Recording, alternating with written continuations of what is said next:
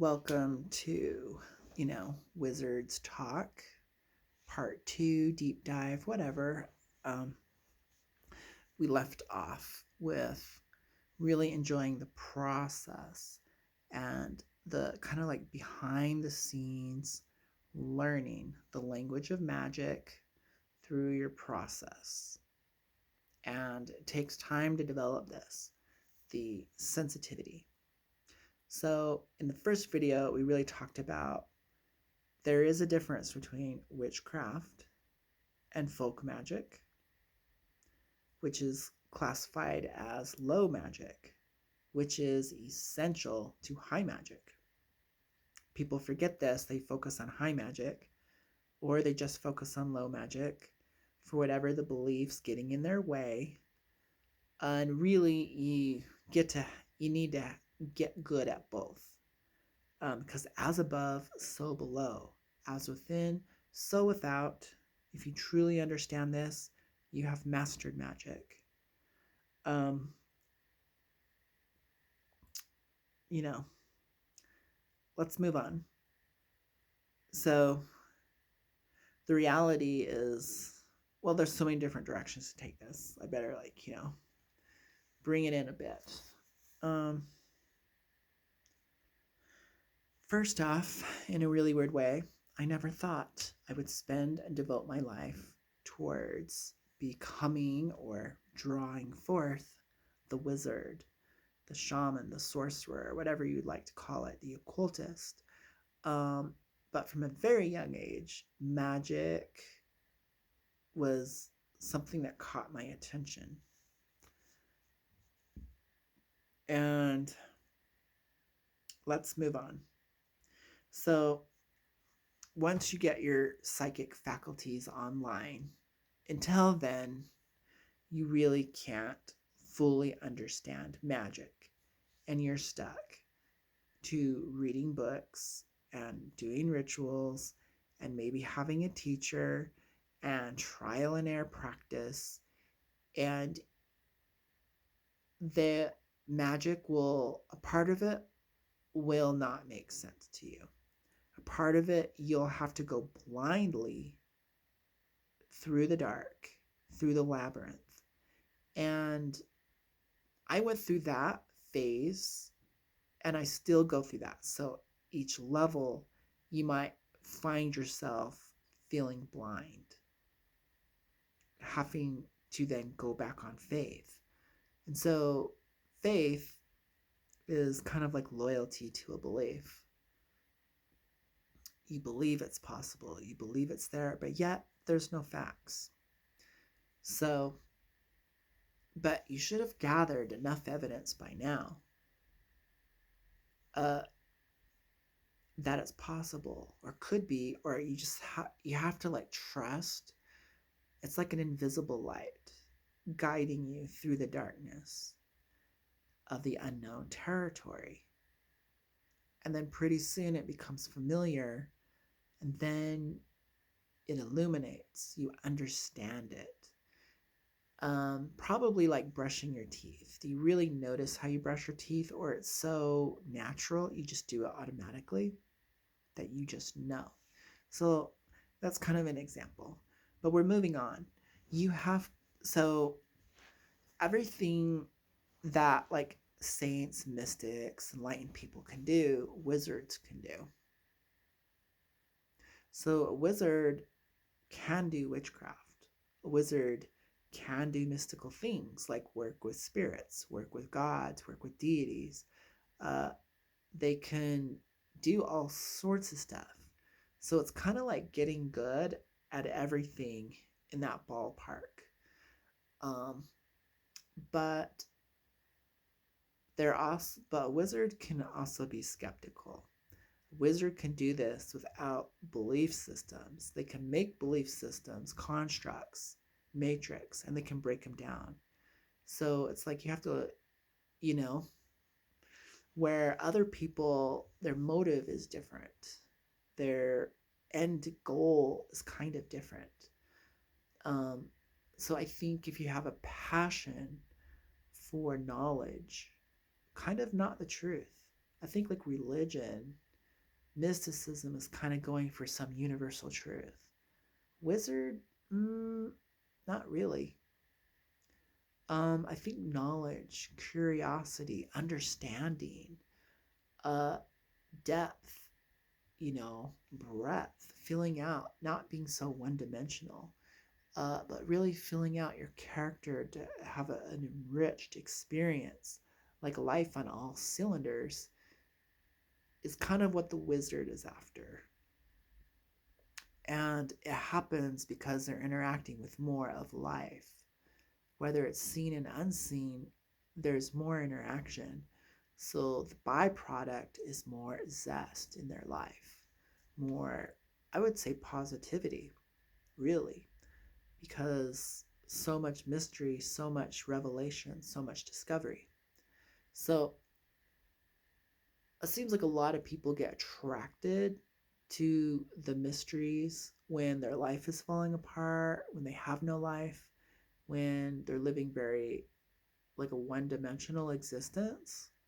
Maybe relationships aren't working out, they're going through midlife crisis, and ice cream and cake is all they eat.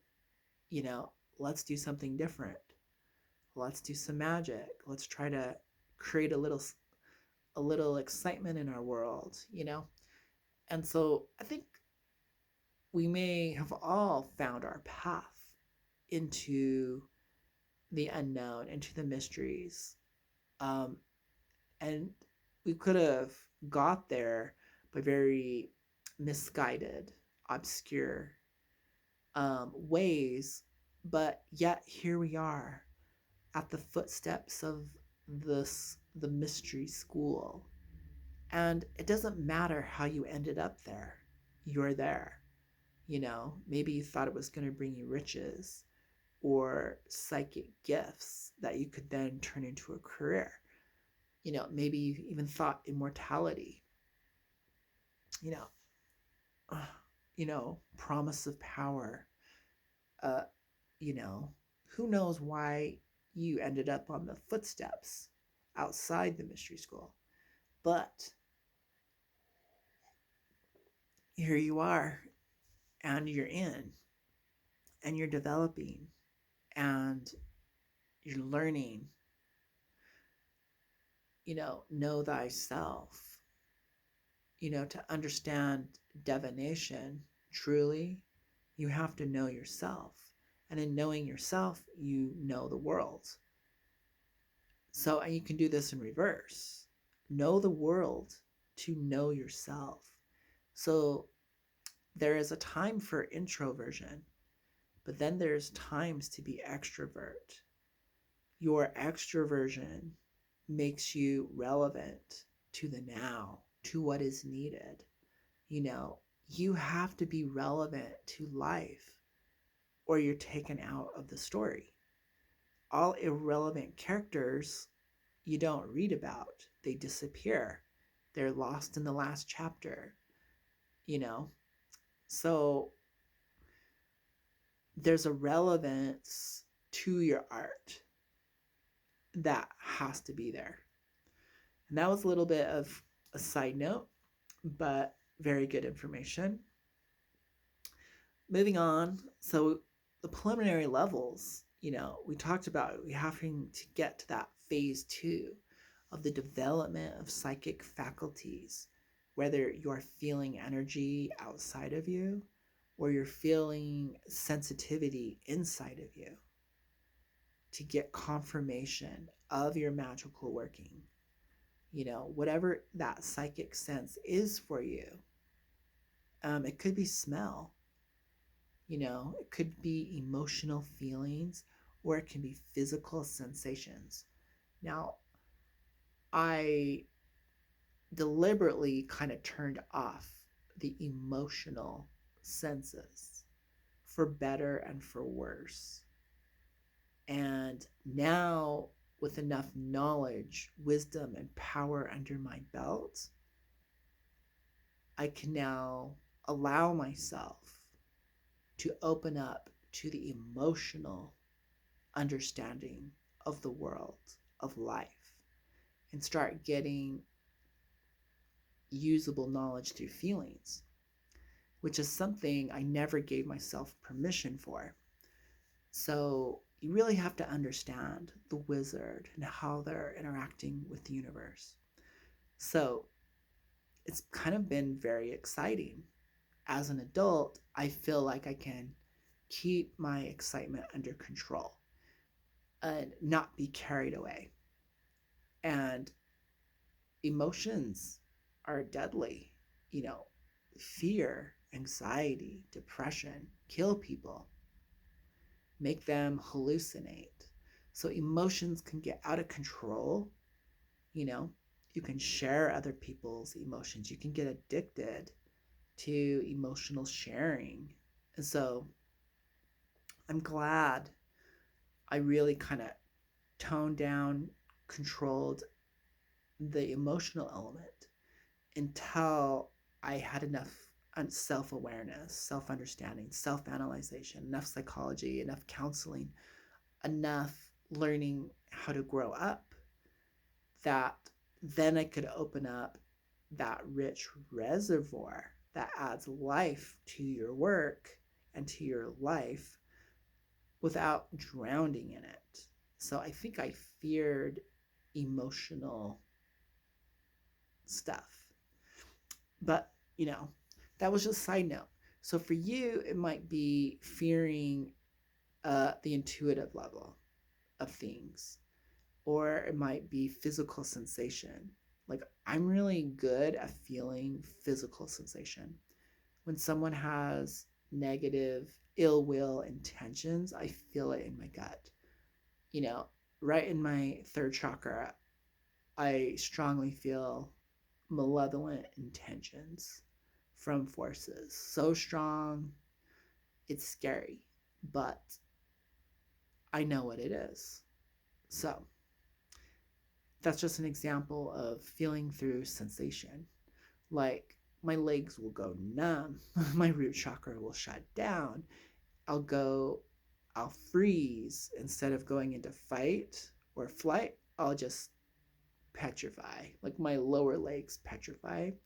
And then I just have to breathe through it, unfreeze myself, and then take action. So, understanding yourself, uh, how you shut down, what turns you on, what excites you, learning through physical sensation. Uh, Anyways, and I'm also very tactile. So, I would say before my visioning abilities turned on, I had to rely solely on sensation. I had to sense the room. I had to sense that my circle was a perfect circle, that my circle was closed, that, I had to sense it and go on faith and sense and faith. And I remember when it was just faith. I was like, I just have to assume I'm in the astral plane. I just have to assume I'm out of my body. I just have to assume I'm at my destination. I was going blindly into these unknown worlds. So, and it was fun. It was super fun. Um, Anyways, moving on. So, over a long course of being a professional wizard, uh, lifestyle, career choice, more of a life, over the life of a wizard, you gain so much knowledge. Like, I could literally write 30 volumes on my life as developing as a wizard. And thank God I don't have to. uh, because I'm the sum total right now. But what I would say is, over your over the years, you might have really powerful visions or encounters with higher beings, and you know, then you can really understand so much in an encounter, in an interaction, out of this world interaction. and you get enough of them, uh, you start to build a filing cabinet of evidence that that's when you don't need belief or faith anymore. You just know. You're like, oh yeah, when this deity appeared, when this deity hung out with me for 5 years, how these things manifest. Oh yeah, you know, um, the contrast. Then you're like, now I understand what all these writers were trying to say. Now I really understand, after like maybe 10 years of ritual work, what all these rituals are about. So now I can see, I would say, a phony ritual, a phony book of magic, or you can see, oh, this is elementary level. This is learning ABCs and one, two, threes. I'm at calculus. I'm at, you know, so there's different levels, and there's no real skipping grades. So you might as well just start where you're at and keep going. And promise you, I would say, in a good, in a good, the sad truth is 5 years of devoted work, you will become probably the most powerful wizard in your community, because most people don't put magic and the development of the magical self as a priority. So, because you're focused, you can get there faster. Um, and then, obviously, there's some humility, because there's cultures that basically raise wizards. I would say Tibetan monks, they're definitely wizards, lamas of the magical practicing type. So, anyways, at this, so this video is triggered, or it's in response to someone saying, why don't my teachers, or why aren't there any teachers to give us this information? Where are these grimoires, these book of shadows? Where are they? And I'm like, you have to have the eyes to see through the veil. So the plane, the planes are separated by shadow planes. So yeah, I'm just like dropping it hot, you know. I'm dropping it. How I experience it is, and so some people consider those veils, whatever. I just know for myself, when I start to pierce the veil through focused concentration, there is a cloud, and the dispersing of a dark cloud. That dispersal of the dark cloud is me moving through the veil, and it's shadowy. And so for me, it always refers to that. And the next plane that's closest to the earth plane, every time I see it, it's like I'm wearing shades. So it's like a shadow realm. And it is the etheric realm, which is closest, it's the densest realm of the astral planes. And they move out of thickness. I wouldn't really call them densities, um, but because I don't like that word, I just know how it is for me. So most magic is done through the shadow realm, which is the etheric plane. And it's easy for humans to do magic that way to affect things on earth, because this shadow realm or etheric plane is connected to our physical matter, especially our bodies. So that even might be too much information, but it might give clarity on why you see shadow people, you know, or why maybe spirits show up as shadows. It's because they're showing up, they're taking form, or their form is making an imprint at the level of the etheric plane. So like if you see like dark goo and things like that, depends upon what you can see. I don't want to say everything, but if if you but anyways, so Book of Shadows. When you think about book, it's knowledge. It's also story, but it's knowledge. It's information compiled, preserved in a book. And so, what information would you be getting from a Book of Shadows? But most likely, how to operate through the shadows.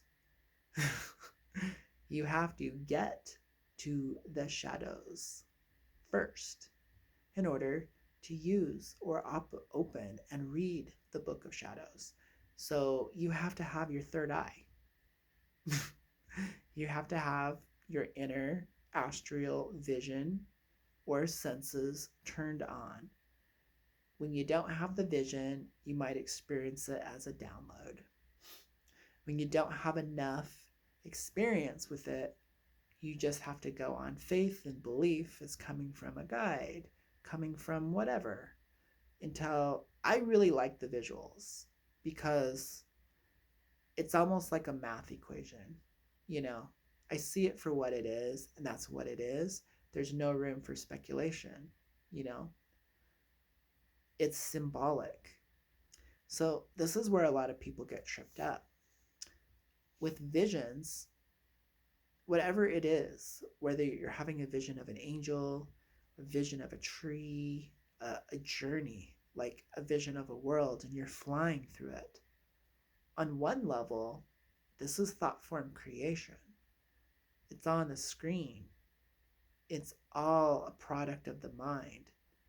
But the information of flight, the information of being in a place, the information when, so if I'm having a vision of my angel, which I do frequently, without any, like, I can interact with it at that level and take it for what it is, yes. But there's this other understanding that I know it's energy and consciousness. And so I'm consciously connecting with it. And maybe the interaction isn't so important. Maybe the actual words or performance wasn't so important. What was quintessentially important was, oh, I'm connecting to this level of consciousness within myself, and it's manifesting as this angel. You know, all is within me. All without me is still within me. So as above, so below, as within, so without. Now, it just happens to make my life a lot more beautiful to see my gorgeous angel uh, interacting with me. And it reflects through the form of image and color. Beautiful things, the light within is what it reflects. So I can stay grounded yet fly. I can get caught into the mystical vision, but then I can ground it in some base knowledge and make it usable for me here in this dimension, in this life. I can make beautiful art, and that's what it's for. Beauty inspires, beauty gives us hope.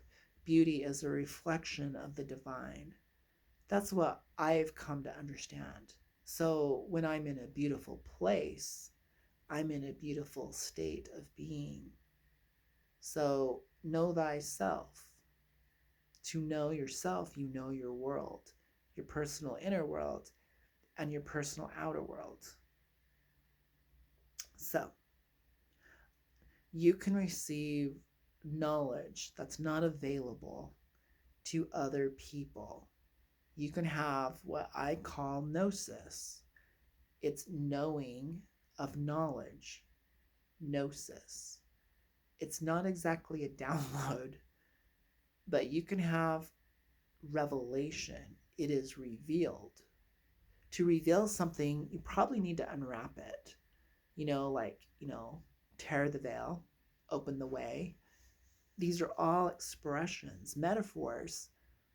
When your senses open, when you come out of your cocoon, when you when you're you know uh, you can gain metaphysical knowledge beyond time and space, past, present, future, past lives, future lives.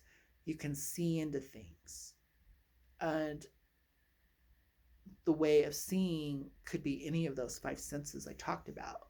Still qualifies. I happen to have visions sometimes. They're not every day, but after about 10 visions, I understand when I'm having a vision and when I'm having an imagination. I understand when it's coming from a higher power, whether that's superconscious mind or quantum level, whatever you want to label it, or me, the character, my personality, my ego. So I understand when I'm wanting to entertain myself with visions, with images, with thought form creations, and I understand when they're coming from a higher source to deliver information. So I've gotten a lot of secret knowledge um, given to me about Egypt and what it was like when I was there. So all the information is personally related to self awareness, self understanding, who I was, what I was doing, what skills and abilities I had, and it was only relevant to the question I had at that time in my life. And the question was even hidden from me and yet was revealed. And as it was revealed, my own question was revealed. So for me, revelation is the revealing through a higher power. It's not exactly external. Um, the sender and the receiver are in harmony. When I've had my most powerful out of body experiences, I knew it was a teamwork experience. One of my guides at the destined time was waiting for me already on the fifth, on another plane in the astral plane. Um, and I knew through his power and through my power, through us working together, I was able to leave my body, move through 3 different astral planes to meet him on the fifth astral plane. The fifth level is what I call it, because I went through 5 planes to have an interaction with him. And I did that like when I was 19. And then I saw all the events of my life bringing me to that point to then do that and meeting him at that destined time. So there were many factors at play to make that moment possible. It wasn't like, ooh, I'm special and I could do this. There was humility because the knowledge was revealed. It took me and him to make that happen. uh, so having direct contact with deities, you know, didn't make me a saint. It didn't make me any less egoic. It didn't grant me wishes. It didn't take care of my finances. It didn't take care of my self-sabotage. I still have to work out my personal karma. I have to live out my dharma. I have to grow. I have to evolve. Um, but I view these little moments in time, these little gifts that I've worked for and was rewarded with, this inner knowledge. Uh, I view them as gifts. Like keep going, buddy. Breadcrumb. I'm being breadcrumbed to evolve. I'm like, I don't want to evolve. My nature is to go the other direction. I want to de-evolve into less, into the world. And you guys are wanting me to go this other direction. It's counterintuitive. So I feel like my whole life it's been very counterintuitive. And I'm just, so this inner knowledge that you will be gifted with, comes through practice, comes through time, comes through self-development. And then when your senses are developed enough, then you play in real magic. Then you play in power. So, yes, there's ascension going on, but there's a long development. It's a lifetime development. And so a lot of the outer things, like, being a tarot reader or casting spells, being a witch doctor for people, which I've definitely thought about, um, being of service to others as a priest. I've played these roles before. And in the end, I choose to be a sorcerer. I choose to be a wizard, you know? I choose to be like next level shaman. Uh Not to serve the world, not to heal the world, but to for my own entertainment, my own personal growth. I need to expand. I need to grow. I need to develop. I see the urge to evolve myself is this push forward. I'm evolving with the universe. In order for me to stay relevant, the urge that pushes the universe pushes me. So this is my so this might give you some clarity on where you're at on your personal development and maybe how far you could go or farther. Like, there is no end to the development, to enlightenment, to whatever you want to call it.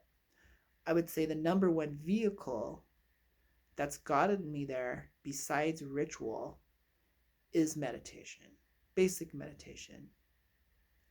And you'll find, so I have one ritual that gives me everything. And it's this walk I go on. So I'm not even like casting circles and stars anymore. That was like left in junior high school. Now I'm doing laps. Now I'm just walking down the street, altering my own consciousness, talking to my angel, doing everything that I would ever wish to do. I can do it all walking down the street. And no one needs to be a part of it. You know, I'm like in the inner sanctuary. I'm in the inner circle. I'm, you know, and it's really cool. And it's a gift I've given myself, all this hard work. And I feel like for me, that's what it's about. Hope you like that.